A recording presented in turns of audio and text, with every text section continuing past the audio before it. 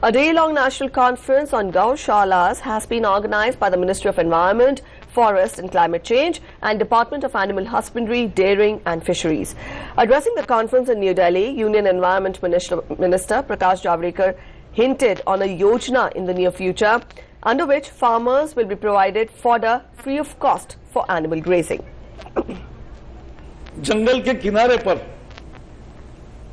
मनरेगा के तहत और बाकी सबके सभी योजनाओं के तहत हम ही अच्छी तरह से घास पैदा करें, जो अच्छी घास हो, क्वालिटी का हो, अच्छी लंबाई हो उसकी और ठीक तरह से हो, और फिर वो काट कर किसानों को गाय को चराने के लिए मुफ्त में देने का काम भी हो सकता है। ये क्यों नहीं योजना बन सकती? इसका प्रारूप बन रहा है और ये बनकर फिर उसके अमल की और योजना की घोषणा होगी।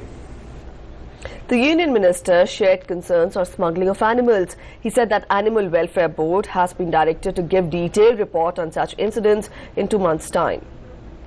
गाय के अवैध व्यापार में जो क्रूरता हो रही है उसको कोई ध्यान नहीं दे रहा है, तो मैं अब एक आदेश दे रहा हूं कि एनिमल वेलफेयर बोर्ड ऐसे सारे प्रकारों का तुरंत संज्ञान लेकर 1-2 महीने के अंदर उसका तुरंत रिपोर्ट दे दे, क्या एक्शन हो सकती है और कैसे करना चाहिए ये बताना चाहिए, उस पर एक्शन लेना चाहिए।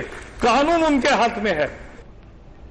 The Union Minister also stressed on the need of proper availability of the grazing land. गोचर भूमि की रक्षा सबसे महत्वपूर्ण। गांव का जो प्लानिंग था उस प्लानिंग में मनुष्यों के लिए भी व्यवस्था है, सबके लिए व्यवस्था है, और गाय के लिए, पशुओं के लिए भी है, उसके लिए चराई की व्यवस्था और गोचर भूमि है। ये बहुत महत्वपूर्ण है।